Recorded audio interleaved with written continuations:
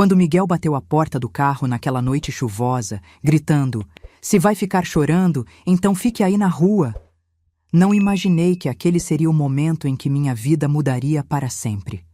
O barulho da porta se fechando soou como um tiro no meu coração, marcando o fim de algo que já estava morrendo há anos.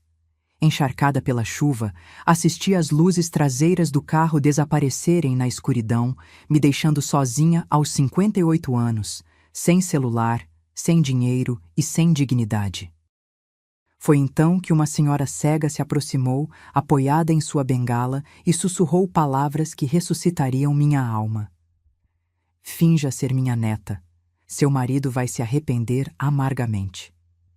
Mas antes de continuar, confira se você já está inscrito no canal e escreva nos comentários de onde você está assistindo este vídeo. Adoramos saber até onde nossas histórias estão chegando.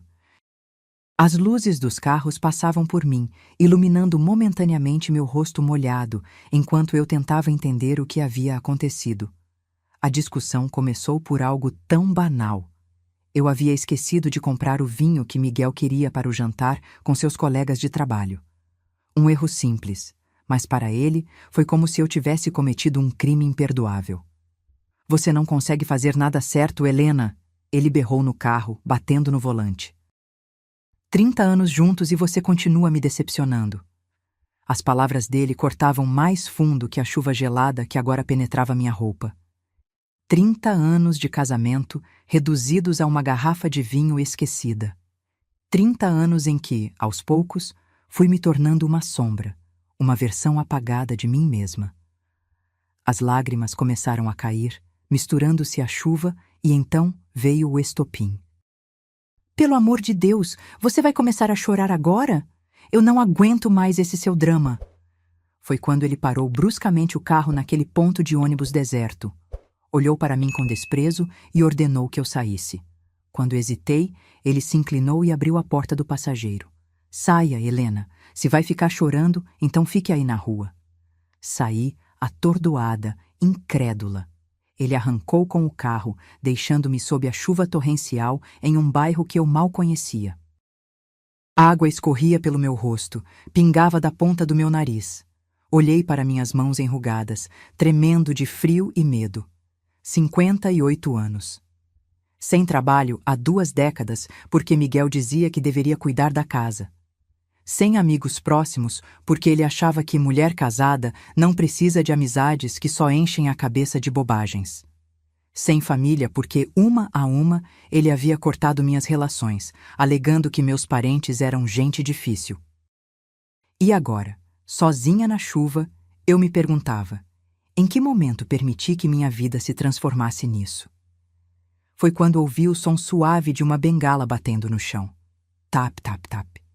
A princípio, pensei ser apenas o som da chuva, mas logo vi a silhueta de uma senhora idosa se aproximando. Ela usava um sobretudo bege e tinha os cabelos brancos presos em um coque elegante. Seus olhos, embora incapazes de ver, pareciam ter uma intensidade impressionante. "A noite não está muito convidativa para ficar na rua, não é mesmo?" disse ela, parando próximo a mim.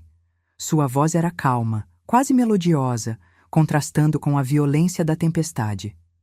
"Estou bem", respondi automaticamente, aquela resposta que se torna um reflexo quando você passa anos escondendo a verdade. Ela sorriu, um sorriso que parecia saber mais do que suas palavras revelavam. "Sua voz diz o contrário, minha querida. É a voz de alguém que acabou de ser abandonada." Aquela palavra, abandonada, fez com que algo se quebrasse dentro de mim. Não consegui mais conter o soluço que estava preso na garganta. "Como você sabe?" perguntei entre lágrimas. "Quando se perde a visão, os outros sentidos se aguçam. Consigo ouvir a mágoa na sua respiração, sentir o tremor do seu corpo, perceber que suas roupas estão encharcadas e, principalmente..." Ela fez uma pausa, inclinando levemente a cabeça. "Consigo sentir quando alguém está destruído por dentro." Nesse momento, um carro preto e elegante parou à nossa frente. Um homem vestido de terno desceu rapidamente com um guarda-chuva. Dona Isabel, a senhora não deveria ter saído sozinha nessa chuva, disse ele preocupado.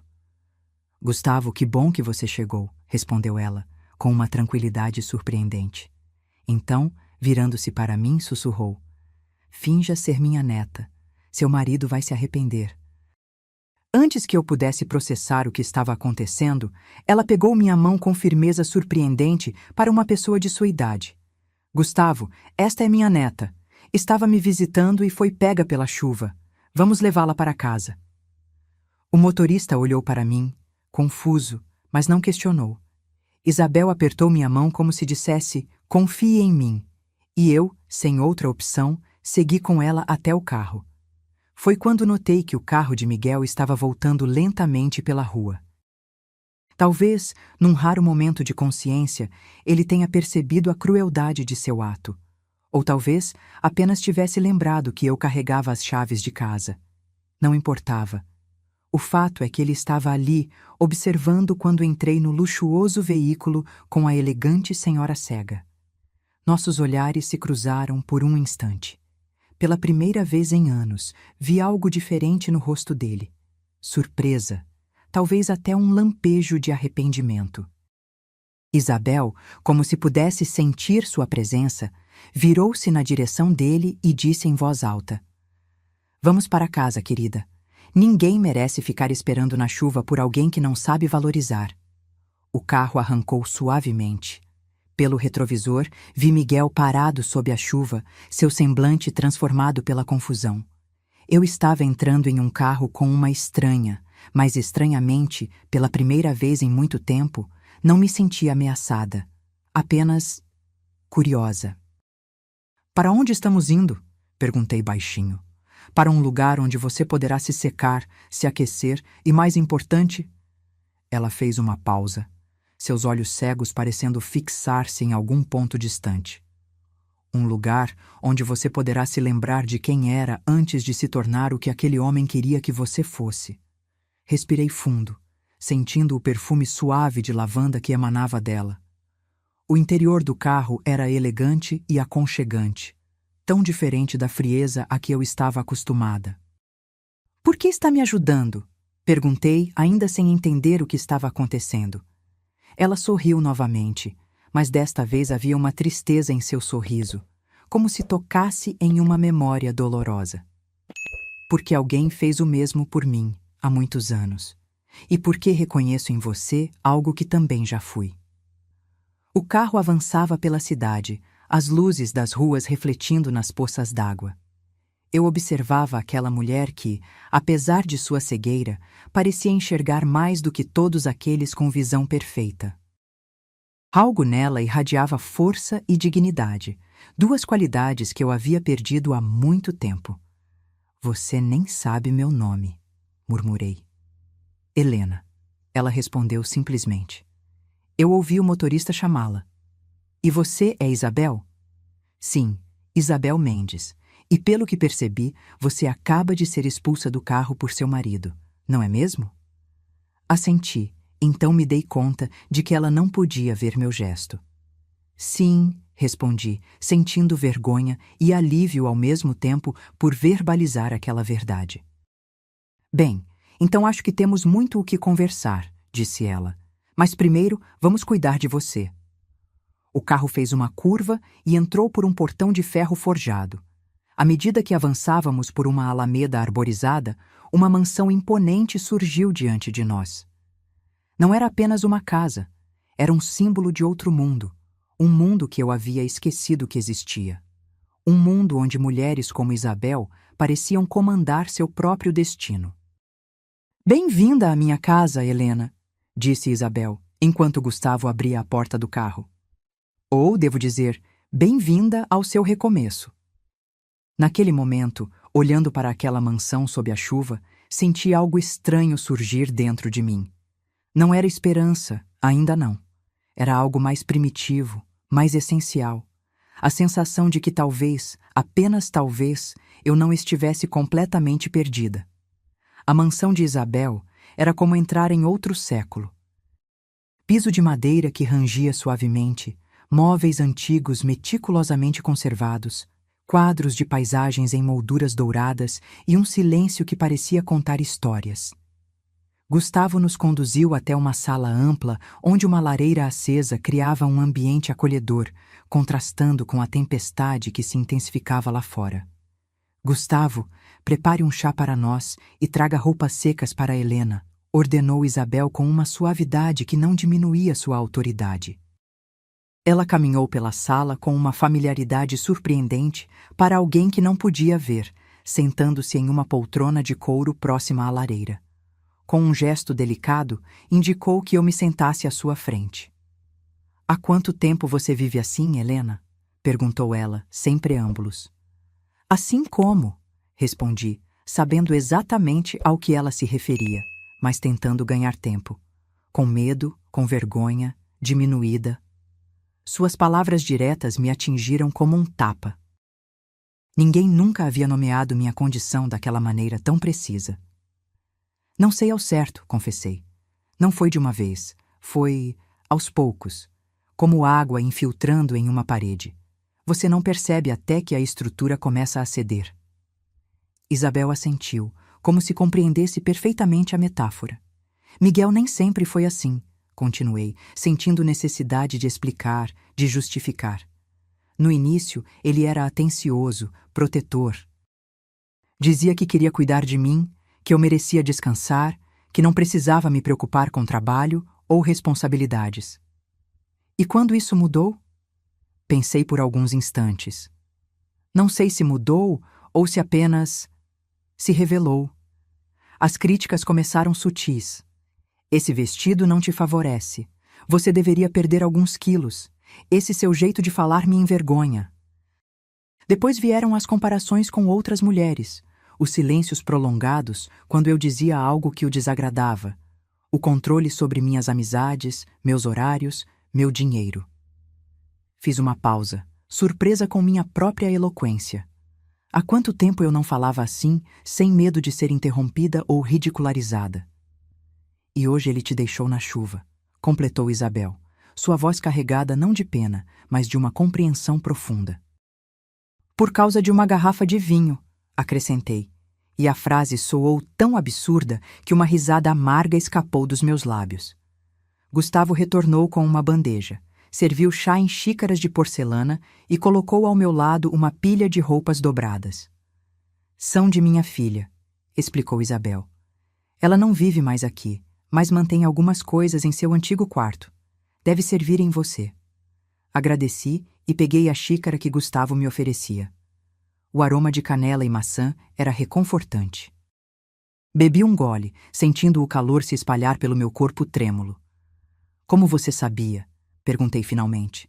"Como sabia quem eu era, o que tinha acontecido?" Isabel sorriu, seus olhos leitosos fixos em um ponto além de mim. "Eu já lhe disse, quando se perde um sentido, os outros se aguçam. Mas há mais.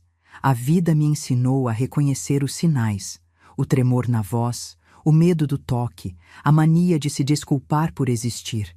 São marcas que carregamos, visíveis para quem já esteve no mesmo lugar." Ela estendeu a mão e tocou meu rosto com delicadeza. Seus dedos percorreram minhas feições como se lessem um mapa. "Bonita", murmurou, "e forte, apesar de não saber disso ainda." Afastei-me ligeiramente, desconfortável com o elogio. Há quanto tempo ninguém me dizia algo assim? "Não me sinto forte", confessei. "Me sinto quebrada." "Quebrada sim", concordou ela, "mas não destruída. Há uma diferença crucial. O que está quebrado pode ser consertado. Às vezes ficamos mais fortes justamente nas rachaduras." Gustavo entrou novamente na sala.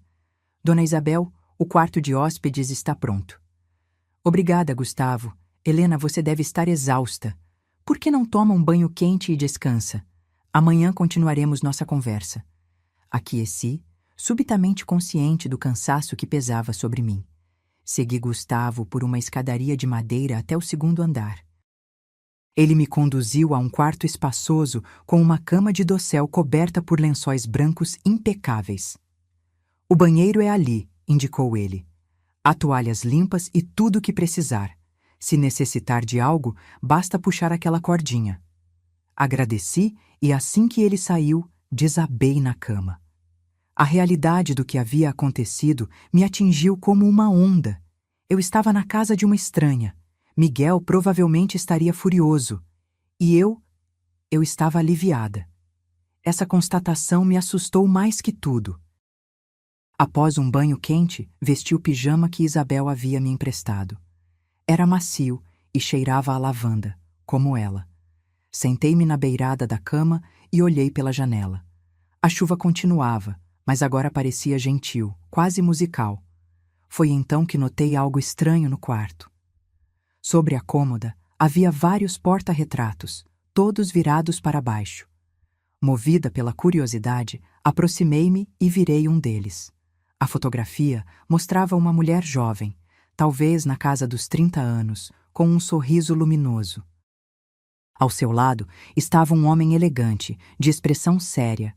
Eles pareciam estar em uma festa. Olhei mais atentamente e percebi. A mulher era Isabel, décadas mais jovem, com olhos vivos e brilhantes. Era ela antes de perder a visão. Examinei outra foto. Isabel novamente, agora segurando um bebê. Seu sorriso era diferente, mais contido, e havia algo em seus olhos. Medo? Virei mais uma fotografia. Isabel com uma menina de uns 10 anos, provavelmente sua filha. O homem não aparecia mais nas fotos. Enquanto recolocava os porta-retratos em suas posições originais, ouvi um barulho no corredor. Rapidamente, voltei para a cama. A porta se abriu suavemente e Isabel apareceu, sua silhueta recortada contra a luz do corredor. Vejo que ainda está acordada, disse ela. Como soube? Sua respiração. Muda quando estamos deitados, e você não está deitada, está? Sorri, impressionada. Não, estou sentada na cama. Ela entrou no quarto, sua bengala guiando seu caminho com precisão. Sabe, Helena, esta casa guarda muitas histórias, algumas belas, outras dolorosas, como todas as casas antigas, suponho.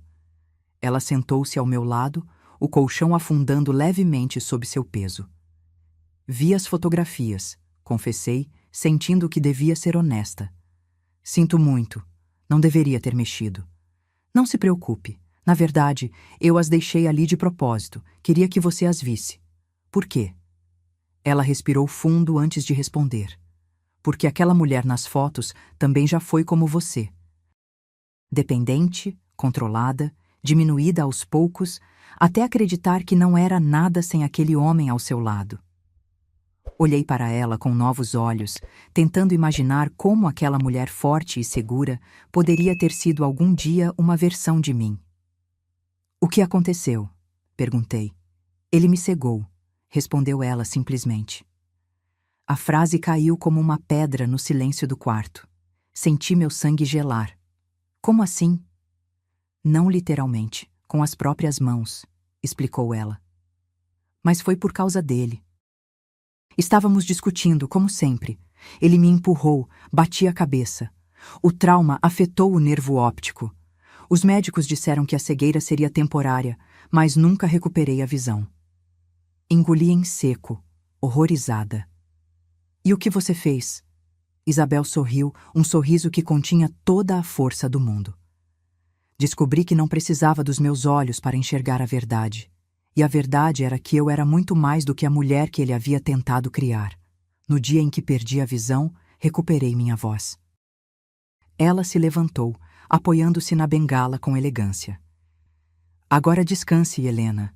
Você terá tempo para descobrir sua própria voz. E quem sabe, no processo, poderá me ajudar a entender algo que venho buscando há muito tempo. O quê? Perguntei.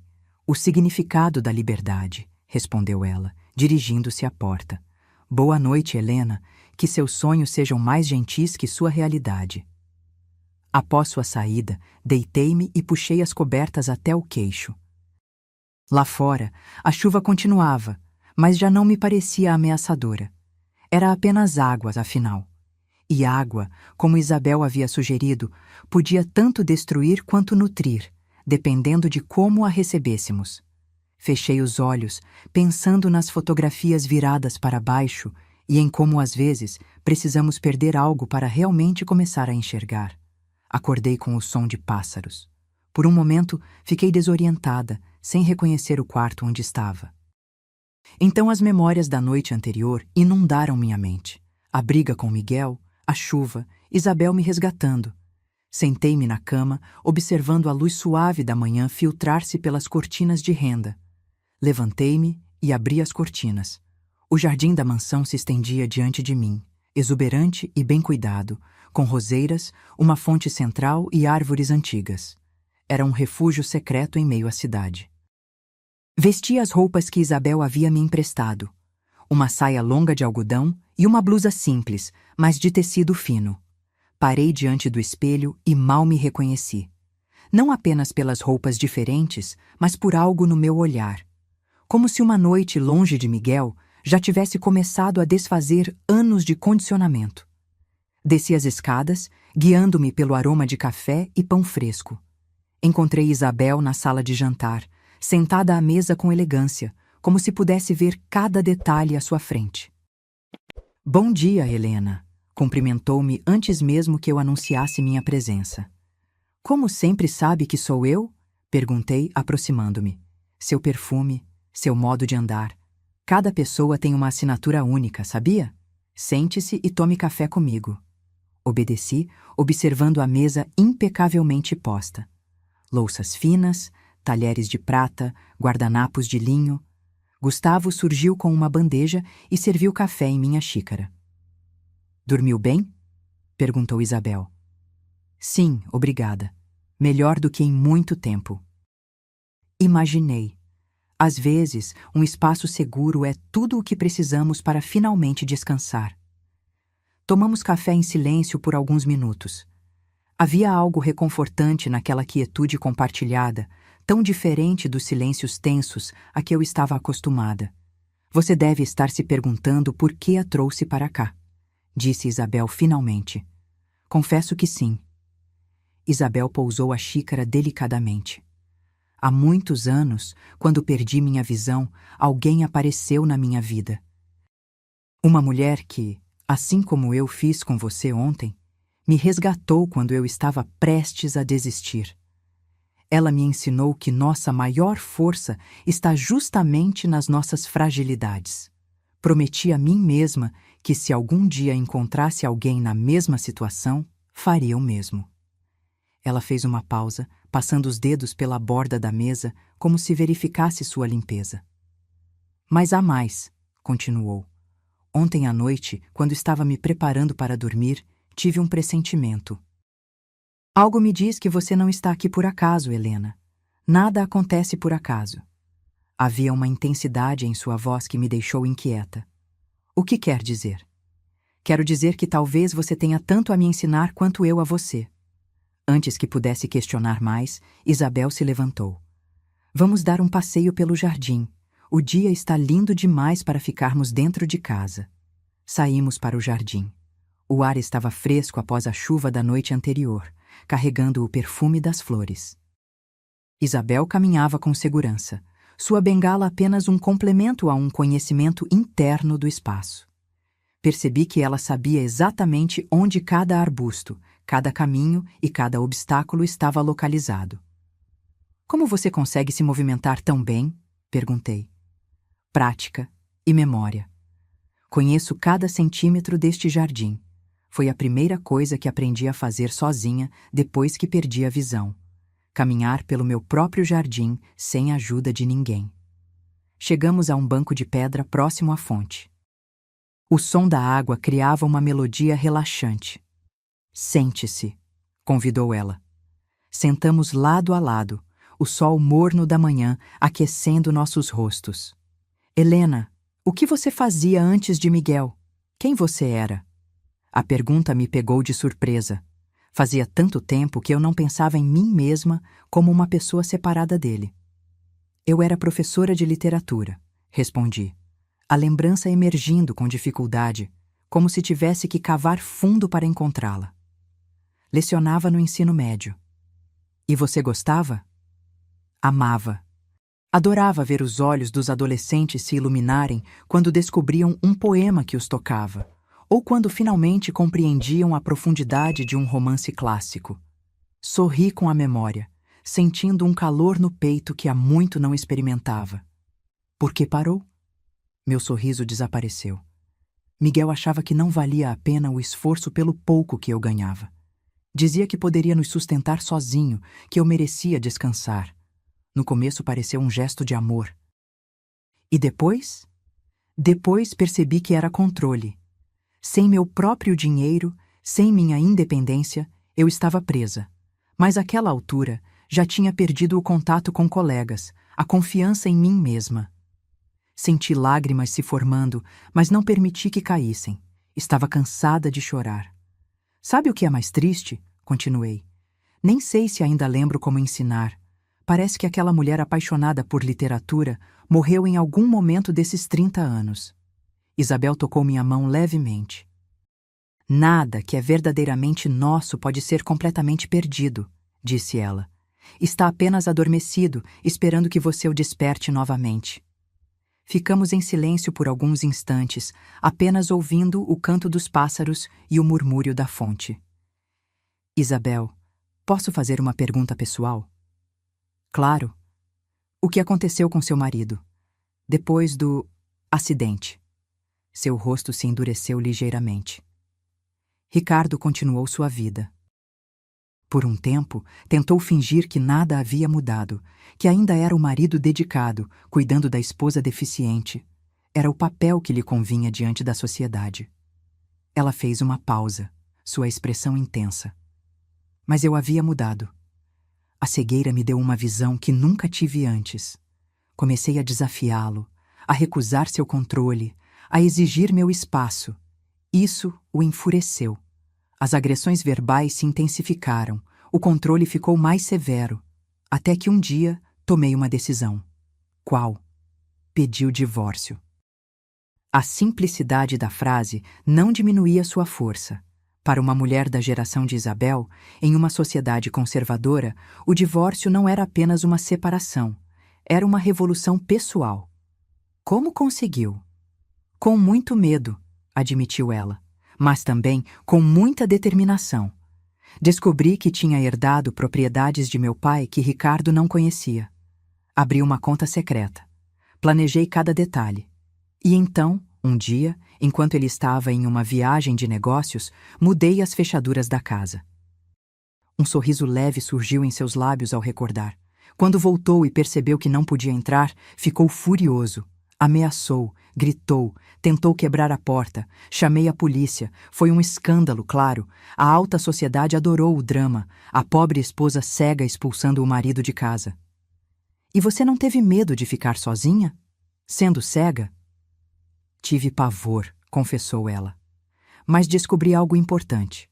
O medo da solidão era menor que o medo de continuar vivendo aquela vida de sombras.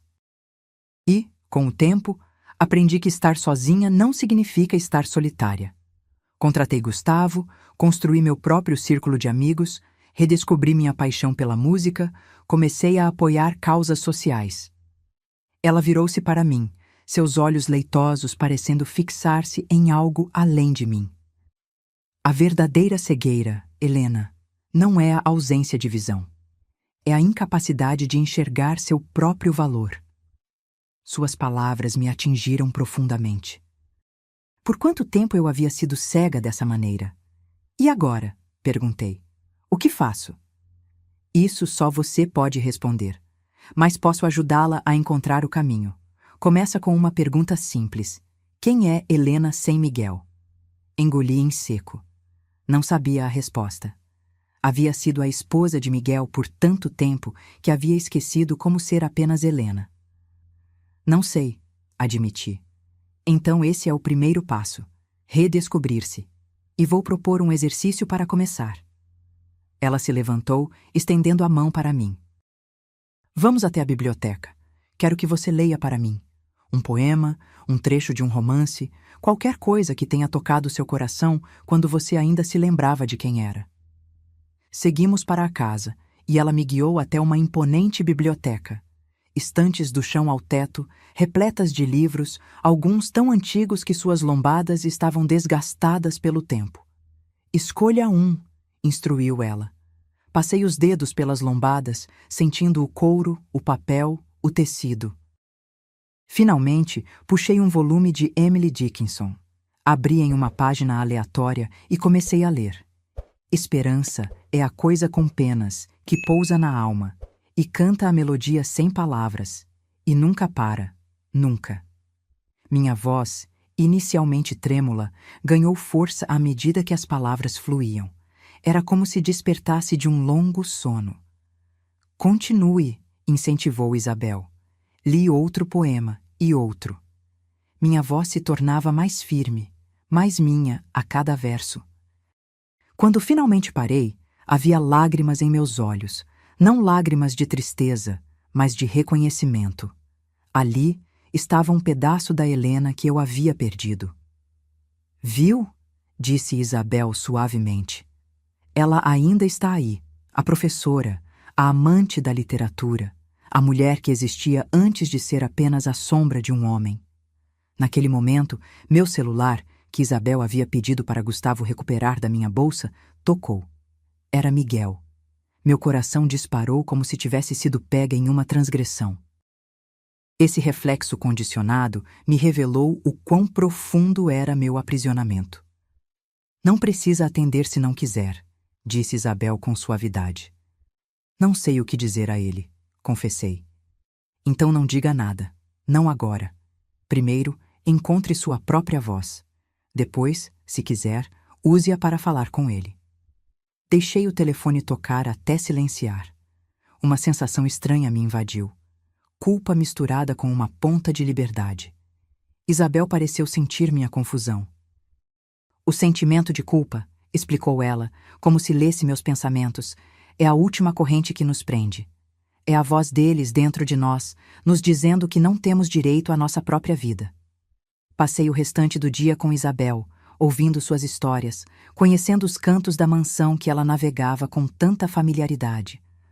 À noite, depois do jantar, ela me levou a um cômodo especial, sua sala de música. Um piano de cauda ocupava o centro do espaço, reluzente sob a luz suave dos abajures. Toco um pouco todas as noites, disse ela, sentando-se ao banco. A música me ajuda a ordenar os pensamentos. Seus dedos deslizaram pelas teclas com precisão impressionante, criando uma melodia melancólica e bela. Fechei os olhos, deixando a música me envolver. Sabe o que aprendi, Helena? Disse ela sem parar de tocar. Que cada nota precisa de silêncio entre elas para fazer sentido.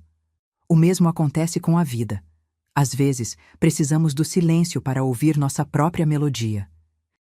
Adormeci naquela noite embalada por pensamentos sobre silêncios, os opressivos que vivi com Miguel e os nutritivos que agora experimentava com Isabel.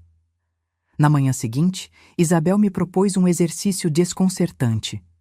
Quero que você caminhe com os olhos vendados, disse ela durante o café. Por quê?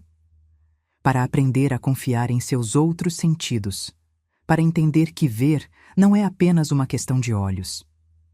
Relutante, permiti que ela amarrasse um lenço de seda em volta dos meus olhos. A escuridão repentina me deixou desorientada. Agora segure meu braço, instruiu ela. Vamos dar uma volta pelo jardim. Foi uma experiência transformadora. Privada da visão, percebi o quanto dependia dela para interpretar o mundo. Os sons se intensificaram. O farfalhar das folhas, o zumbido das abelhas, o tilintar distante de um sino. Os cheiros ganharam novas dimensões, o perfume das rosas, a terra úmida, o aroma de pão vindo da cozinha. Meus pés sentiam as diferentes texturas do caminho, pedra, grama, madeira. Como é possível? Perguntei maravilhada com a riqueza de sensações. O mundo é muito mais do que aquilo que vemos, respondeu Isabel. Quando dependemos apenas dos olhos, perdemos metade da experiência. Após 1 hora de exploração, ela removeu a venda. As cores pareciam mais vivas, os contornos mais nítidos. Olhei para Isabel com admiração renovada. Obrigada. murmurei. Não me agradeça ainda, disse ela com um sorriso enigmático. Sua jornada apenas começou. Nos dias que se seguiram, Miguel continuou ligando, cada vez mais furioso. Eventualmente, com o incentivo de Isabel, atendi. Onde diabos você está? Gritou ele sem preâmbulos. Em um lugar seguro, respondi, surpresa com a firmeza da minha voz. Volte para casa agora. Isso é ridículo, Helena. Você tem ideia do que está fazendo? Sim, respondi simplesmente. Estou respirando pela primeira vez em anos. Houve um silêncio atônito do outro lado da linha. Você bebeu? Está usando drogas? Quem está aí com você? Ninguém está me manipulando, Miguel. Pela primeira vez, estou pensando por mim mesma. É aquela velha cega, não é? Eu vi você entrando no carro dela. O que ela quer de você? Dinheiro? Senti uma onda de raiva subir pelo meu peito. Ela não quer nada além de me ajudar a ver o que me tornei por sua causa. Por minha causa? Ele riu amargamente. Eu dei tudo a você. Uma casa, conforto, proteção, e é assim que me agradece? Você não me deu nada, respondi, as palavras saindo como se tivessem vida própria. Você apenas trocou minha liberdade por uma gaiola dourada. E eu, como uma tola, achei que isso era amor. Você enlouqueceu, disse ele, a voz agora baixa e ameaçadora. Se não voltar para casa hoje, vou chamar a polícia. Vou dizer que aquela mulher está te mantendo contra sua vontade. Faça isso, desafiei. Será interessante explicar às autoridades por que você me abandonou na chuva. Ele ficou em silêncio, e percebi que havia tocado em um ponto sensível. Miguel sempre se preocupou com sua imagem pública, com o que os outros pensariam dele. Helena! Sua voz agora era suplicante, outra tática que conhecia bem. Eu sinto muito pelo que aconteceu. Perdi a cabeça. Estava estressado com o trabalho. Você sabe como é. Vamos esquecer isso, sim? Volte para casa. Estou preocupado com você. Por um momento, senti a velha culpa emergir. O velho impulso de apaziguar, de priorizar seus sentimentos sobre os meus. Mas então me lembrei das palavras de Isabel. A culpa é a última corrente. Não, Miguel, disse com uma calma que não sabia que possuía. Não vou voltar. Não agora. Preciso de tempo. Tempo para quê? Tempo para lembrar quem eu sou. Desliguei antes que ele pudesse responder. Minhas mãos tremiam, mas não de medo, de adrenalina, de poder.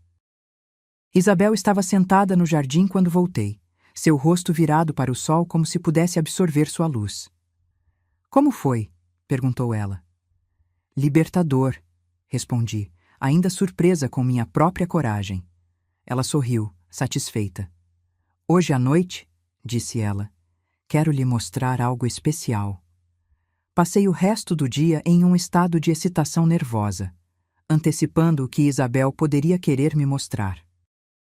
À noite, após o jantar, ela me levou ao terceiro andar da mansão, a uma área que ainda não havia explorado. Este era o ateliê de meu pai, explicou ela, enquanto abria uma porta pesada de madeira. Ele era pintor. O espaço era amplo, com janelas do teto ao chão que agora refletiam a escuridão da noite. Vários cavaletes estavam espalhados pelo cômodo, cobertos por panos. As paredes exibiam quadros em diversos estilos: paisagens, retratos, naturezas mortas. Como você sabe o que está nas telas? Perguntei.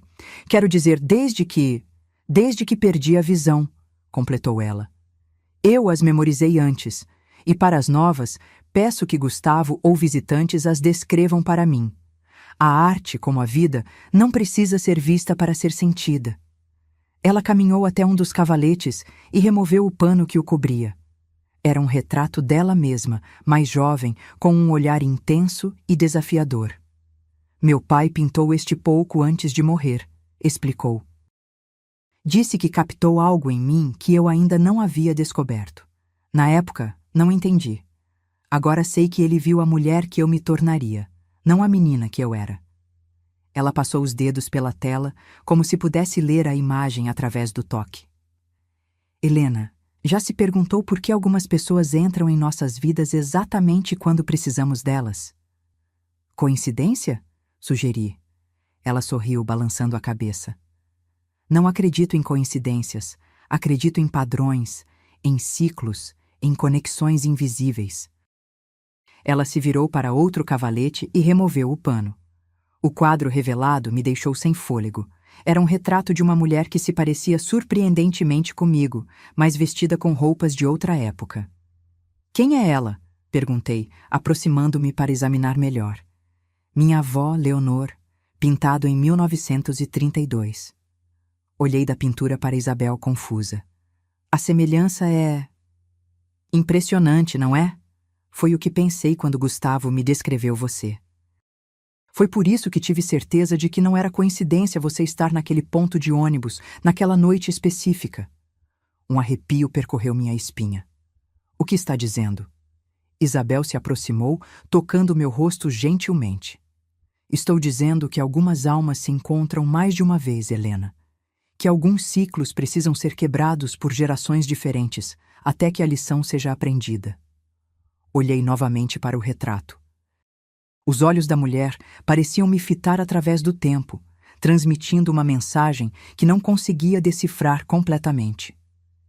Minha avó, continuou Isabel, viveu em uma época em que mulheres eram propriedade dos maridos. Ela sofreu em silêncio, como tantas outras, mas, diferente da maioria, deixou um legado. Isabel caminhou até uma pequena cômoda e abriu uma gaveta. De lá, retirou um livro antigo, encadernado em couro. Seu diário, explicou, escrito em código para que o marido não pudesse ler. Ela o confiou à minha mãe, que o passou para mim. Agora quero que você o leia. Peguei o livro com reverência. Por que eu? Isabel sorriu, seus olhos leitosos fixos em um ponto além de mim. Porque algumas histórias precisam ser conhecidas para que não se repitam. E porque você, Helena, assim como eu, assim como minha avó, está em uma encruzilhada. O caminho que escolher não afetará apenas sua vida, mas a de muitas outras mulheres que virão depois de você. Saí do ateliê com o diário nas mãos, sentindo seu peso, não apenas físico, mas simbólico. Aquela noite, à luz do abajur, comecei a ler as palavras de uma mulher que viveu quase um século antes de mim, mas cujas dores e esperanças ecoavam as minhas com uma precisão assustadora. Na manhã seguinte, quando desci para o café, encontrei Isabel já à mesa, como sempre. Mas havia algo diferente em sua expressão, uma tensão sutil que não combinava com sua habitual serenidade. Aconteceu algo? Perguntei. Miguel esteve aqui, respondeu ela diretamente. Senti meu corpo congelar. Quando? Como ele encontrou este lugar? Hoje de madrugada. E quanto ao como, imagino que tenha seguido seu telefone ou investigado quem eu era. O que ele queria? O que você acha? Queria você de volta. Disse que eu estava te envenenando contra ele, que isso era sequestro, que chamaria a polícia. Senti uma onda de pânico. E o que você disse? Isabel sorriu, um sorriso que continha uma força que eu estava apenas começando a compreender. Disse que você é uma mulher adulta que tomou uma decisão. Que minha casa está aberta para você pelo tempo que precisar. E que se ele tentasse te forçar a algo, teria que enfrentar não apenas as consequências legais, mas também minha considerável influência social. Ele se foi? Sim, mas não acho que tenha desistido. Homens como Miguel não desistem facilmente do que consideram sua propriedade. Abaixei a cabeça, sentindo o peso familiar da culpa. Sinto muito por trazê-lo até aqui, por envolvê-la nisso. Isabel estendeu a mão sobre a mesa, encontrando a minha com precisão impressionante. Nunca se desculpe por buscar sua liberdade, Helena. Nunca. Apertei sua mão, sentindo uma gratidão que palavras não poderiam expressar. O que faço agora? Perguntei. Continua o que começou. Leu o diário de minha avó? Comecei. É perturbador como suas palavras poderiam ser minhas. Isabel assentiu. A opressão tem muitas faces, mas a mesma essência. O que precisamos é... Ela foi interrompida pelo som da campainha. Gustavo entrou na sala de jantar, sua expressão preocupada. Dona Isabel, é ele novamente, e desta vez trouxe um policial. O tempo pareceu congelar. O policial era um homem de meia idade com expressão cansada, claramente desconfortável com a situação. Miguel estava ao seu lado, exibindo aquela expressão de preocupação sincera que ele reservava para ocasiões públicas, a máscara que tantas vezes me enganou. Helena, graças a Deus! Ele exclamou ao me ver, abrindo os braços como se esperasse um abraço. Estava tão preocupado. Não me movi. O policial olhou de mim para Miguel, então para Isabel, que permanecia serena em sua cadeira. Senhora, dirigiu-se a mim. Seu marido está preocupado. Diz que você desapareceu há dias sem explicação. Antes que eu pudesse responder, Miguel interveio. Ela não está bem, oficial. Tem tido episódios. Estava muito emotiva quando saiu de casa. Esta senhora, apontou para Isabel, aproveitou-se da situação. Senti uma onda de indignação subir pelo meu peito. Era sempre assim. Miguel reescrevendo a narrativa, transformando-me na mulher instável, na louca, na frágil que precisava de proteção. Isso não é verdade, disse com uma firmeza que pareceu surpreender a todos, inclusive a mim mesma. Ele me expulsou do carro durante uma tempestade, me deixando sozinha, sem dinheiro e sem celular, porque eu havia esquecido de comprar uma garrafa de vinho. O policial franziu a testa, olhando para Miguel. É verdade isso, senhor? Miguel riu nervosamente. Claro que não. Tivemos uma discussão, sim, mas ela saiu do carro por conta própria. Estava histérica, você sabe como são as mulheres. Quando voltei para buscá-la, ela já havia desaparecido. Oficial, interveio Isabel, sua voz calma e controlada. Posso garantir que a senhora Helena está aqui por vontade própria. É minha convidada e pode permanecer pelo tempo que desejar. Ela está manipulando minha esposa, insistiu Miguel, preenchendo sua cabeça com ideias absurdas. O policial parecia cada vez mais desconfortável. Senhora, dirigiu-se a mim novamente. Você está sendo mantida aqui contra sua vontade? Não, respondi com firmeza. Estou aqui porque escolhi estar. Sou uma mulher adulta, não uma refém. Vê? Exclamou Miguel, sua compostura começando a rachar. Ela nunca falaria assim normalmente. Está sendo influenciada. Algo dentro de mim se quebrou. Tantos anos sendo silenciada. Tantos anos sendo descrita por ele para os outros. Tantos anos sem voz própria. A única pessoa que me influenciou por décadas foi você, Miguel, disse, cada palavra carregada de uma verdade longamente suprimida. Me convencendo de que eu era incompetente, de que precisava de sua proteção, de que não era nada sem você. Miguel empalideceu. O policial olhou de um para o outro, claramente percebendo que havia mais naquela história do que um simples desentendimento conjugal. Senhora, você tem alguma acusação formal contra seu marido? Perguntou ele. Hesitei. Abuso emocional, controle coercitivo, isolamento, gaslighting. Eu havia aprendido esses termos apenas nos últimos dias, lendo livros na biblioteca de Isabel. Termos para nomear o que vivi por 30 anos. Não neste momento, respondi. Só quero espaço, tempo para pensar. O policial assentiu. Senhor, dirigiu-se a Miguel, parece que sua esposa está aqui por escolha própria. Não há crime sendo cometido. Isso é ridículo, explodiu Miguel, sua fachada de marido preocupado desmoronando completamente. Ela é minha esposa.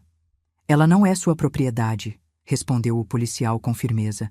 A não ser que haja evidência de crime ou perigo, não posso obrigá-la a ir com você.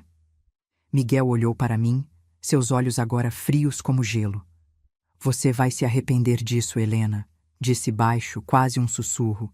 Sem mim, você não é nada. Isabel, que até então observara a cena em silêncio, levantou-se apoiada em sua bengala. Acho que é hora de você se retirar, senhor. Minha casa, minha propriedade, minhas regras. Havia tanta autoridade em sua voz que até mesmo Miguel hesitou. Isso não acabou, disse ele, antes de se virar e sair, batendo a porta com força. O policial permaneceu por um momento. Senhora, disse gentilmente, se precisar de ajuda, não hesite em chamar a delegacia. Depois que ele saiu, desabei na cadeira, tremendo. Isabel se aproximou, apoiando a mão em meu ombro. Você foi corajosa, disse ela. Não me sinto corajosa, confessei. Sinto-me aterrorizada. Coragem não é ausência de medo, Helena. É agir apesar dele. Naquela tarde, enquanto estava na biblioteca tentando me distrair com um livro, Gustavo entrou com uma expressão preocupada. Dona Helena, há um homem na porta perguntando por você. Diz ser seu irmão. Meu coração acelerou. Carlos. Não o via há anos.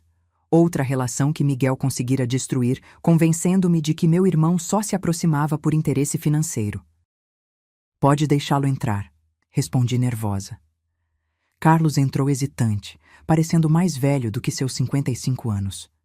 Seus olhos, tão parecidos com os meus, estavam carregados de preocupação. Helena, disse ele, sua voz embargada. Quanto tempo? Levantei-me, incerta sobre como reagir. Uma parte de mim queria abraçá-lo, outra estava cautelosa. Miguel havia plantado tantas sementes de desconfiança em minha mente. Como me encontrou? Perguntei. Miguel me ligou. Disse que você estava em perigo, que havia sido manipulada por uma mulher rica e excêntrica. Claro. Miguel, não conseguindo o que queria através da força, agora tentava outra abordagem. Meu irmão como emissário. E você acreditou nele? Carlos deu de ombros. Não inteiramente. Por isso vim ver por mim mesmo. Permanecemos em silêncio por um momento.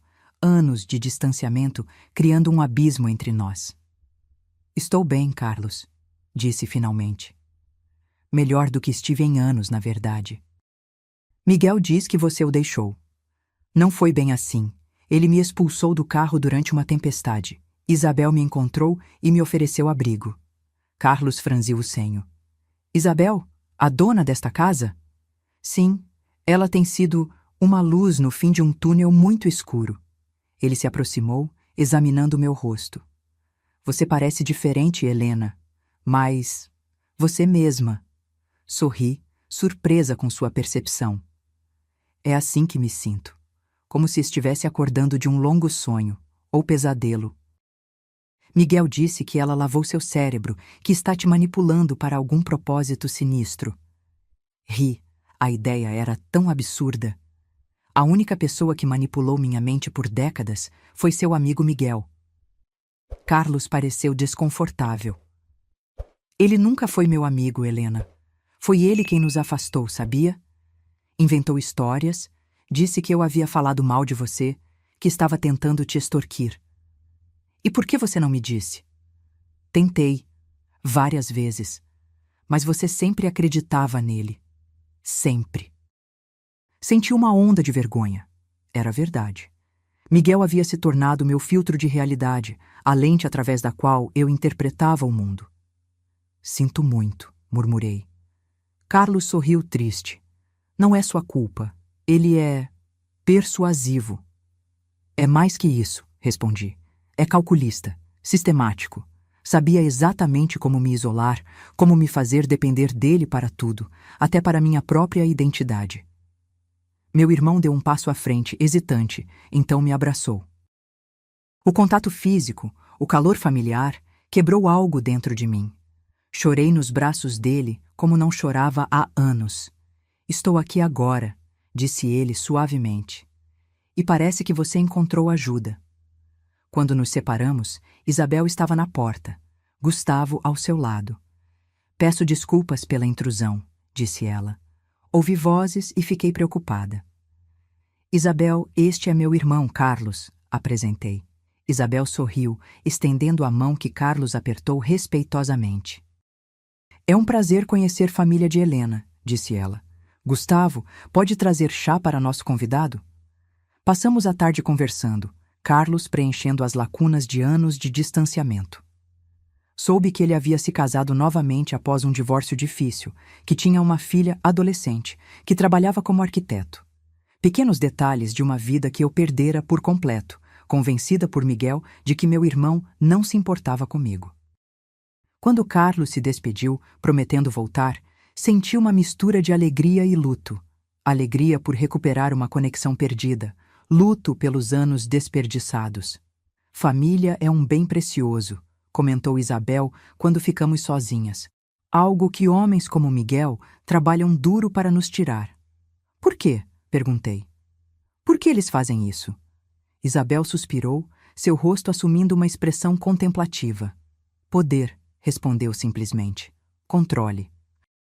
Quanto mais isolada você está, mais poder ele tem sobre você. Quanto menos pessoas validarem sua realidade, mais fácil é para ele distorcê-la. Passei a noite refletindo sobre as palavras de Isabel e relendo o diário de sua avó. Leonor escrevera em 1935. O pior cárcere não é feito de grades, mas de dúvidas.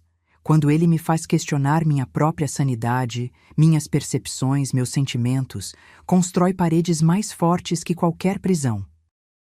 Na manhã seguinte, acordei decididamente a fazer algo que vinha adiando. Visitar minha antiga casa para buscar alguns pertences pessoais. Isabel insistiu que Gustavo me acompanhasse. Não vá sozinha, advertiu. Homens como Miguel são mais perigosos quando sentem que estão perdendo o controle. A casa que compartilhei com Miguel por 3 décadas parecia menor, mais opressiva do que em minhas lembranças. Gustavo esperou no carro enquanto eu usava minha chave para entrar. O silêncio me recebeu. Miguel estava no trabalho, como esperava. Caminhei pelos cômodos com a estranha sensação de estar visitando um museu de uma vida que não era mais minha. Detalhes que nunca havia notado saltavam aos meus olhos, como havia poucos objetos que refletiam meus gostos, minhas preferências. Era a casa de Miguel, decorada para Miguel, um espaço onde eu existia apenas como acessório. Fui ao quarto e recolhi algumas roupas, documentos, fotografias antigas. Ao passar pela mesa de cabeceira de Miguel, notei um envelope parcialmente escondido sob um livro. Não era meu costume bisbilhotar, mas algo me impeliu a olhar. Eram extratos bancários. Abri-os, surpresa com o que vi. Contas que eu desconhecia completamente, grandes somas sendo transferidas para nomes que não reconhecia. Entre os papéis, encontrei um contrato de compra de um apartamento no nome dele. Um investimento que ele nunca havia mencionado. Enquanto examinava os documentos, ouvi a porta da frente se abrir. Congelei. Passos no corredor, cada vez mais próximos. A porta do quarto se abriu e lá estava Miguel, me encarando com uma expressão que mesclava surpresa e raiva. "O que está fazendo aqui?" perguntou, sua voz controlada, mas tensa. "Vim buscar algumas coisas minhas", respondi, tentando manter a calma apesar do coração acelerado. Seus olhos foram para os papéis em minha mão. Sua expressão escureceu. "Você está me espionando agora?" "Não", respondi. "Apenas encontrei por acaso. Quem é Maria Conceição? Por que você transfere dinheiro para ela todo mês?" O silêncio que se seguiu foi mais revelador que qualquer resposta. "Isso não é da sua conta", disse ele finalmente. "É da minha conta, quando você esconde ativos que pertencem ao nosso casamento", retruquei, surpresa com minha própria assertividade. "Quando você diz que não temos dinheiro para eu voltar a estudar, mas compra um apartamento secreto." Miguel avançou, arrancando os papéis da minha mão. "Você não sabe do que está falando." "Sei mais do que você imagina", respondi, recuando um passo. "Isabel me ajudou a consultar um advogado. Estou ciente dos meus direitos, Miguel." Seu rosto se contorceu numa máscara de raiva. "Aquela velha intrometida está arruinando tudo", exclamou. "O que ela quer de você, Helena? Por que ela se importa?" "Ela se importa porque sabe o que é estar no meu lugar, porque reconhece os sinais, porque, ao contrário de você, ela vê meu valor como ser humano, não como propriedade." Ele riu, um som frio e calculado. E você acredita nisso? Que uma estranha rica e cega está te ajudando por pura bondade? Não seja ingênua, Helena. Todo mundo tem um motivo. Sim, respondi. O motivo dela é quebrar um ciclo. O mesmo ciclo que você tentou perpetuar comigo. Miguel deu mais um passo em minha direção. Instintivamente, recuei. Você não sobrevive sem mim, disse ele, sua voz agora perigosamente suave. Quem vai cuidar de você? Quem vai pagar suas contas? Aquela velha não estará por perto para sempre. Eu cuido de mim mesma, respondi. Sempre pude, só me fez acreditar que não.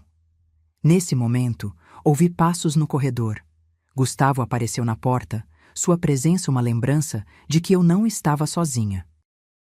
Tudo bem, dona Helena? Perguntou ele, olhando desconfiado para Miguel. Sim, Gustavo, já estou terminando. Miguel olhou de mim para Gustavo, percebendo que havia perdido o momento. Isso não acabou, disse ele baixinho, apenas para mim.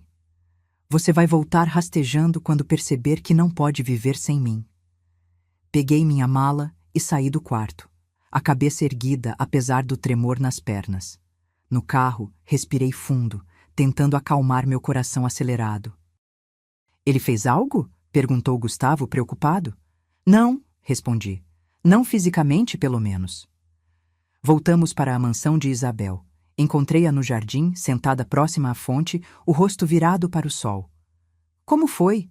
Perguntou ela quando me aproximei. Contei-lhe sobre os documentos, sobre o confronto com Miguel. Ela ouviu atentamente, assentindo ocasionalmente. Não é incomum, disse ela quando terminei. Homens assim frequentemente escondem ativos financeiros. É parte do controle. O que faço agora? Você já começou a fazer, Helena. Está se educando, buscando seus direitos, recuperando sua autonomia. Ela fez uma pausa pensativa. Sabe, sempre acreditei que o processo de libertação tem 3 etapas. Primeiro, reconhecer as correntes. Segundo, encontrar a chave. Terceiro, ter coragem de usar a chave e dar o primeiro passo para fora da prisão. Olhei para minhas mãos, agora marcadas pelo tempo, mas de alguma forma mais fortes do que jamais haviam sido. Em que etapa estou? Perguntei. Ela sorriu, aquele sorriso sereno que havia se tornado meu farol em dias escuros. Você está entre a segunda e a terceira etapa, Helena. Já reconheceu as correntes, encontrou a chave e está dando seus primeiros passos hesitantes para a liberdade. O mais difícil já passou. Agora é seguir em frente. Naquela noite, enfrentei um pesadelo em que estava de volta à casa de Miguel, tentando gritar, mas sem conseguir emitir som algum. Acordei ofegante, o coração batendo descompassado. A lua cheia iluminava o quarto através das cortinas. Levantei-me, incapaz de voltar a dormir, e desci para a cozinha. Para minha surpresa, encontrei Isabel sentada à mesa, uma xícara de chá fumegante à sua frente. Não consegue dormir também? Perguntou ela ao perceber minha presença. Como soube que era eu? Seu perfume e o modo como você respira quando está perturbada. Sentei-me à sua frente, admirada mais uma vez com sua percepção. Pesadelo? Perguntou ela. Sim, estava de volta com Miguel, querendo gritar, mas sem voz. Os pesadelos são portas para nossos medos mais profundos, disse ela, sorvendo um gole de chá. Mas também podem ser oportunidades de confrontá-los. Permanecemos em silêncio por alguns momentos, o tic-tac do relógio da cozinha marcando os segundos. Isabel, comecei hesitante. O que aconteceu com sua filha? Sua expressão se alterou sutilmente. Por que pergunta? Você mencionou que ela não mora mais aqui, mas nunca fala dela, e as fotografias, todas viradas para baixo. Isabel suspirou, seus dedos percorrendo a borda da xícara. Clara escolheu um caminho diferente do que eu esperava, disse finalmente. Casou-se jovem com um homem que me lembrava demais, Ricardo. Seu ex-marido? Sim. Tentei avisá-la, mostrar os sinais que reconhecia tão bem. Mas ela não quis ouvir. Achava que era apenas uma mãe amarga, tentando sabotá-la. Percebi a dor em sua voz, antiga, mas ainda presente. Vocês não se falam mais? Raramente. Ele a afastou de mim, como esses homens sempre fazem. Telefona no Natal, no meu aniversário, visitas rápidas, sempre com ele presente, controlando cada palavra. Sinto muito, murmurei, imaginando a dor de ver a filha repetir seus próprios erros. Eu também, disse ela com um sorriso triste. Mas aprendi que não podemos salvar alguém que não quer ser salvo. Cada pessoa tem seu próprio tempo para despertar. Se é que desperta, acrescentei. Sim, alguns ciclos nunca se quebram. Ela fez uma pausa, seu rosto assumindo uma expressão mais determinada. É por isso que o que você está fazendo é tão importante, Helena. Cada ciclo quebrado abre caminho para outros. Suas palavras me tocaram profundamente. Não estava lutando apenas por mim, mas por todas as mulheres presas em situações semelhantes, passadas, presentes e futuras. Obrigada, disse simplesmente, sabendo que ela entenderia a profundidade da gratidão que não conseguia expressar adequadamente. Não me agradeça ainda, respondeu ela. Sua jornada apenas começou. Nos dias que se seguiram, continuei lendo o diário de Leonor, a avó de Isabel. Suas palavras, escritas há quase um século, encontravam eco em minha própria experiência de forma assustadora. A maneira como seu marido a isolava de amigos e família, como diminuía suas opiniões e sentimentos, como a convencera de que era incapaz de sobreviver sem ele. Mas havia também algo inspirador em suas páginas. Leonor descrevia pequenos atos de rebeldia. Um livro escondido sob o colchão, uma amizade secreta com a vizinha, pensamentos que mantinha protegidos no santuário de sua mente, onde nem mesmo o marido podia entrar. Em uma passagem particularmente tocante, ela escrevera: Hoje, ao me olhar no espelho, vislumbrei por um instante a menina que fui. Livre, corajosa, cheia de sonhos. Ela ainda vive em mim, escondida sob camadas de medo e submissão. Talvez seja tarde demais para mim, mas rezo para que minha filha e a filha dela encontrem a liberdade que nunca conheci. Chorei ao ler essas linhas, pensando em como seu desejo havia parcialmente se realizado em Isabel. E talvez, de alguma forma, também em mim, uma estranha ligada a ela por uma corrente invisível de experiências compartilhadas. Uma semana após minha visita à casa de Miguel, recebi um envelope formal. Eram documentos de divórcio, já preenchidos e assinados por ele. Junto havia uma nota breve. Helena, você ganhou. Ficarei com o apartamento e minhas contas pessoais. Você pode ficar com a casa principal e 30% dos investimentos conjuntos. Assinei os papéis. Agora, assine os seus e vamos acabar com isso de uma vez por todas. Miguel. Mostrei os documentos a Isabel. Ele está tentando resolver isso rapidamente, antes que você descubra mais sobre as finanças dele, comentou ela após ouvir minha descrição dos papéis. O que devo fazer? Não assine nada sem falar com um advogado próprio, aconselhou ela. Ele provavelmente está escondendo mais do que você imagina. Segui seu conselho e marquei uma consulta com o Dr. Renato Lopes, um advogado especializado em divórcio que Isabel conhecia. Ele confirmou o que ela suspeitava.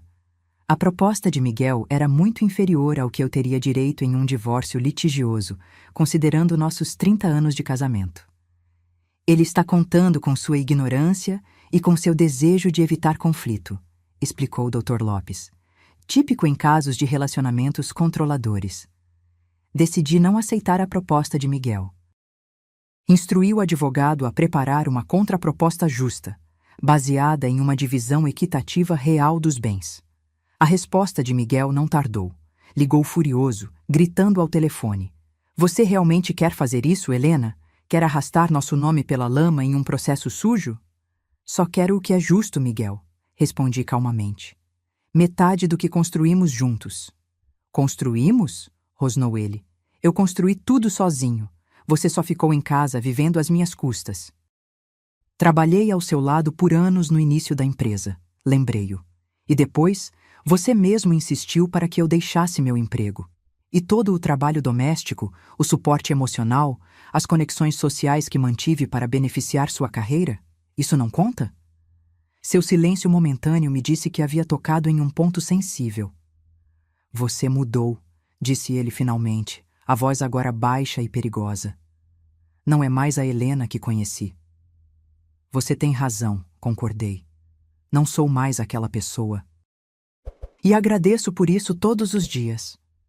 Desliguei, percebendo que pela primeira vez eu havia encerrado uma conversa com Miguel nos meus termos. Quando contei a Isabel, ela sorriu. Sabia que encontraria sua voz eventualmente, disse ela. Agora, ele vai tentar outras táticas. Esteja preparada. Ela estava certa. Nos dias seguintes, Miguel alternava entre ameaças veladas e súplicas emocionais. Tentou usar amigos em comum para me convencer a ser razoável. Chegou a enviar um buquê enorme de flores com um cartão pedindo perdão. É o ciclo clássico, explicou Isabel quando descrevi suas ações. Primeiro a raiva, depois a manipulação, então as promessas vazias. Quando nada disso funciona, voltam à raiva. E o ciclo recomeça. Uma tarde, enquanto lia no jardim, Isabel se aproximou acompanhada por uma jovem mulher. Parecia ter cerca de 30 anos, com olhos grandes e assustados, e um semblante que me lembrava muito alguém que já havia visto antes. Helena, esta é Sofia, apresentou Isabel. Sofia, esta é Helena de quem lhe falei. A mulher me cumprimentou timidamente. Havia algo familiar nela que não conseguia precisar. Sofia veio me procurar há alguns dias, explicou Isabel. Está passando por uma situação similar à sua. Durante o chá, Sofia contou sua história, casada há 5 anos com um homem que gradualmente a isolou da família, controlava suas finanças e minava sua autoconfiança através de críticas constantes e manipulação emocional. Não sei o que fazer, confessou ela, lágrimas escorrendo pelo rosto. Tenho medo de sair e medo de ficar.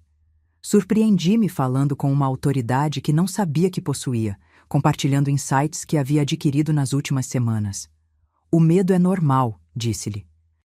É parte do processo, mas a liberdade que vem depois vale cada momento de pavor. Sofia me olhou com esperança renovada. Como soube que estava pronta? Perguntou. Não soube, respondi honestamente. Só soube que não poderia continuar como estava. E tive a sorte de encontrar Isabel quando mais precisava. Isabel sorriu, seus olhos leitosos fixos em um ponto além de nós. Não foi sorte, disse ela. Foi o destino tecendo sua teia. Após a saída de Sofia, Isabel permaneceu no jardim comigo. Você se saiu bem com ela, comentou. Obrigada. Foi estranho me ver nela, como se estivesse olhando para um espelho do passado. É precisamente isso, concordou Isabel. E talvez esse seja o verdadeiro propósito de tudo isto. Não apenas sua libertação, mas a chance de ajudar outras a se libertarem também. Naquela noite, sonhei com um corredor longo e escuro, pontilhado de espelhos. Em cada um, via uma mulher diferente. Algumas do passado, como Leonor, outras do presente, como Sofia, e algumas que pareciam pertencer a um futuro ainda não escrito. Todas me olhavam com os mesmos olhos, os meus olhos, implorando por algo que não conseguia compreender. Acordei com uma sensação estranha de propósito e conexão, como se de alguma forma minha luta pessoal fosse apenas um fio em uma tapeçaria muito maior. Durante o café da manhã, comentei o sonho com Isabel. Os sonhos muitas vezes nos mostram verdades que a mente consciente ainda não está pronta para aceitar, disse ela. Talvez o seu esteja tentando lhe mostrar que você é parte de algo maior, um movimento de mulheres que ao longo de gerações tem lutado para quebrar ciclos de abuso e controle. Como sua avó, observei. Como minha avó, como eu, como você, como Sofia e como tantas outras cuja força foi diminuída, mas nunca completamente extinta. Naquela tarde, recebi uma ligação inesperada. Era Carlos, meu irmão. Helena, preciso te avisar, disse ele, a voz tensa. Miguel veio me visitar. Estava estranho fazendo perguntas sobre Isabel, sobre a casa dela, sobre como você está. Senti um arrepio percorrer minha espinha. O que você disse a ele? Nada importante, mas ele não parecia normal. Tinha algo em seu olhar que me preocupou. Obrigada por me avisar, Carlos. Depois de desligar, contei a Isabel sobre o telefonema. Ela ouviu atentamente, seu rosto assumindo uma expressão grave. Homens como Miguel são mais perigosos quando sentem que estão perdendo o controle completo, disse ela. Vou pedir a Gustavo que reforce a segurança da casa por um tempo. Você acha que ele faria algo? Perguntei, assustada com a possibilidade. Espero que não, mas já vi o desespero levar pessoas a extremos. Naquela noite, um trovão violento me acordou. Uma tempestade se formara, tão intensa quanto a daquela noite em que tudo começou. Relâmpagos iluminavam o quarto intermitentemente, criando sombras dançantes nas paredes. Levantei-me para fechar melhor as cortinas e foi então que vi uma silhueta no jardim, parada sob a chuva, olhando para minha janela. Um relâmpago particularmente forte iluminou seu rosto por um instante. Miguel. Meu coração disparou ao reconhecer Miguel no jardim. Por um momento, pensei estar tendo outro pesadelo. Mas quando pisquei e ele continuou lá, imóvel sob a chuva torrencial, percebi que era real. Suas roupas encharcadas colavam em seu corpo, e mesmo àquela distância, pude sentir a intensidade de seu olhar fixo em minha janela. Recuei, tremendo. O que ele queria? Como havia entrado na propriedade? E mais importante, o que pretendia fazer? Corri para o corredor sem saber exatamente para onde ir. A mansão estava silenciosa, exceto pelo tamborilar da chuva contra as janelas e os ocasionais trovões que faziam as paredes vibrarem. Desci as escadas apressadamente, quase tropeçando nos degraus. No hall de entrada, encontrei Gustavo, que aparentemente havia sido acordado pelo barulho da tempestade. Dona Helena? Perguntou ele surpreso. Aconteceu algo? Miguel, consegui dizer entre respirações ofegantes. Ele está no jardim, olhando para minha janela. Gustavo franziu o senho, seu rosto assumindo uma expressão grave. Fique aqui, instruiu. Vou verificar. Não, protestei, agarrando seu braço. Ele pode ser perigoso. Justamente por isso deve ficar aqui, insistiu ele. Vou apenas verificar e chamar a polícia se necessário. Enquanto Gustavo saía pela porta da frente, ouvi passos suaves descendo a escada. Era Isabel, vestida com um roupão de seda, sua bengala guiando seu caminho. O que está acontecendo? Perguntou ela, sua voz calma, contrastando com o caos da tempestade. Miguel, respondi. Está lá fora. Gustavo foi verificar. Isabel assentiu, sem demonstrar surpresa. Eu temia que isso pudesse acontecer, disse ela. Venha, vamos para a biblioteca. É o cômodo mais seguro da casa. Seguimos para a biblioteca, onde Isabel acendeu a lareira com uma habilidade surpreendente para alguém que não podia ver. O fogo logo começou a crepitar, projetando uma luz dourada que contrastava com os relâmpagos azulados que iluminavam as janelas. Por que ele faria isso? Perguntei, mais para mim mesma do que para Isabel. Aparecer assim, no meio da noite, durante uma tempestade? Poder, respondeu Isabel simplesmente. Controle. Ele quer que você se sinta insegura, que saiba que ele pode alcançá-la mesmo aqui. Sentei-me em uma poltrona próxima ao fogo, abraçando meus joelhos contra o peito como uma criança assustada. Estou com medo, admiti. Isabel se aproximou, encontrando meu rosto com suas mãos delicadas. O medo é natural, Helena. É o que nos mantém vivas em situações de perigo, mas não podemos permitir que ele nos paralise. Ouvimos a porta da frente se abrir e fechar, passos molhados no corredor. Gustavo apareceu na entrada da biblioteca ensopado pela chuva. Ele se foi, senhoras. anunciou. Não encontrei ninguém no jardim, mas havia marcas de sapato na lama perto do muro dos fundos. Alguém certamente esteve lá. Verifiquei todo o perímetro e reforcei o alarme. Isabel assentiu, agradecendo-o e pedindo que preparasse um chá para nós. Você acha que ele vai voltar? Perguntei após Gustavo sair. Possível, respondeu Isabel com franqueza. Homens como Miguel não desistem facilmente, mas agora estamos alertas e preparadas. Passamos o resto da madrugada na biblioteca, conversando em voz baixa enquanto a tempestade gradualmente se acalmava lá fora. Isabel me contou mais sobre sua vida após o divórcio, como reconstruiu sua identidade, como aprendeu a viver sem medo. A liberdade tem um preço, Helena, disse ela. Às vezes é a segurança, às vezes é o conforto da familiaridade.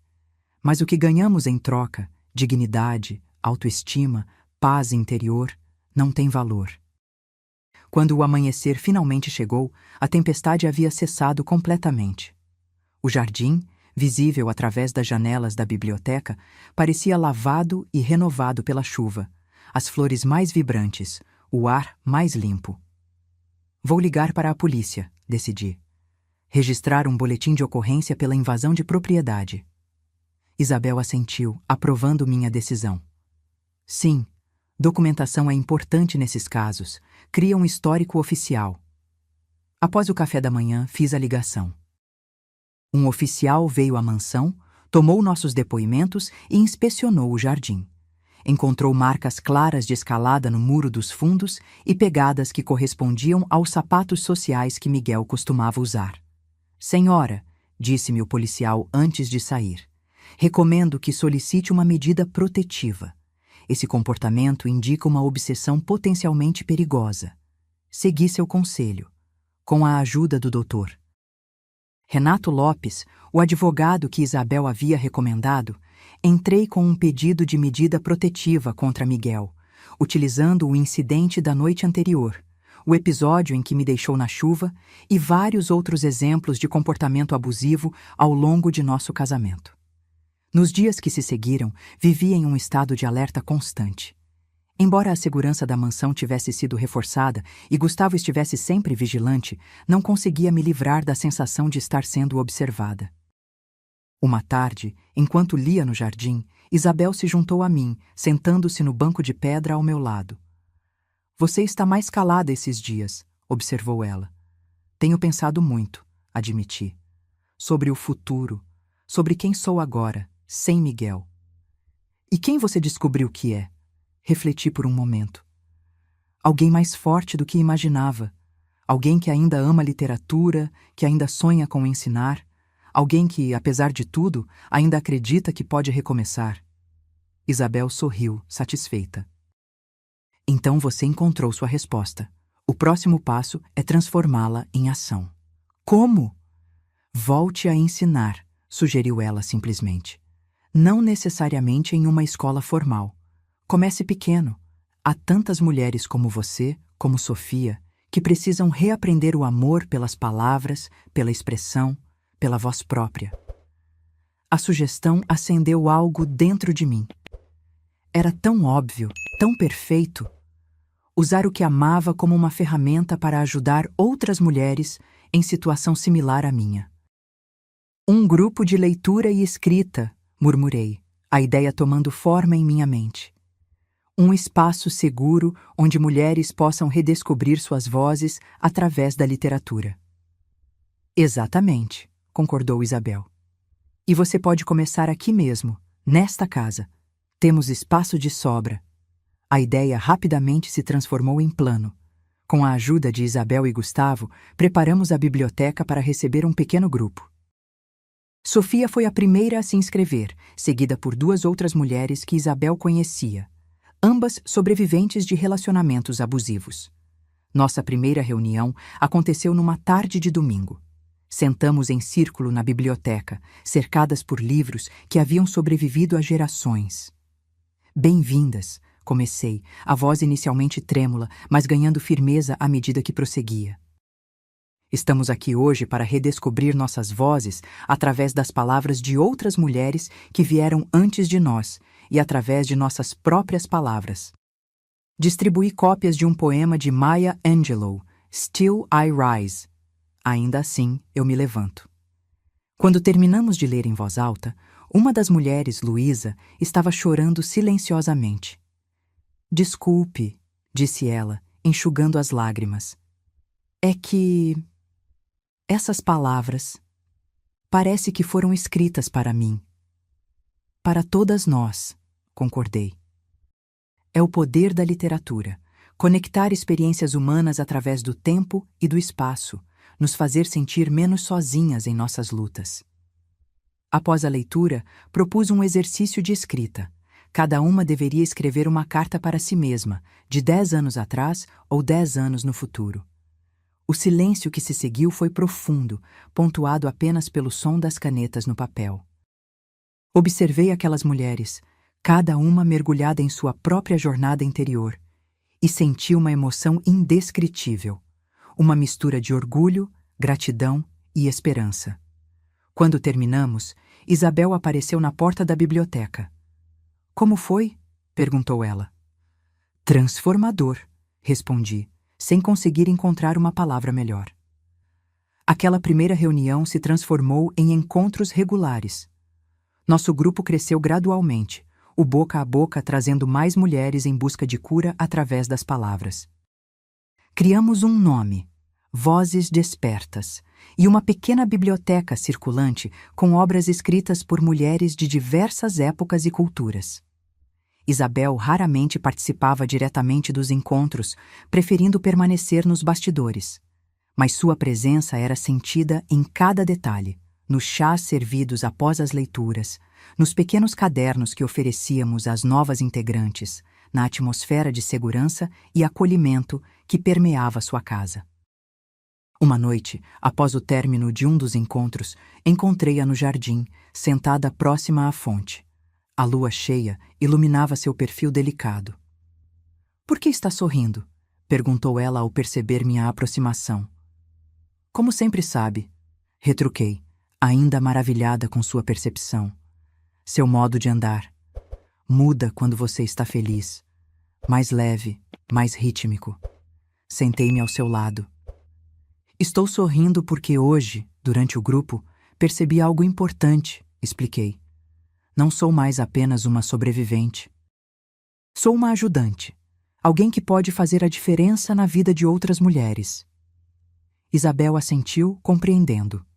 É a fase final da cura, disse ela, quando nossa dor se transforma em propósito.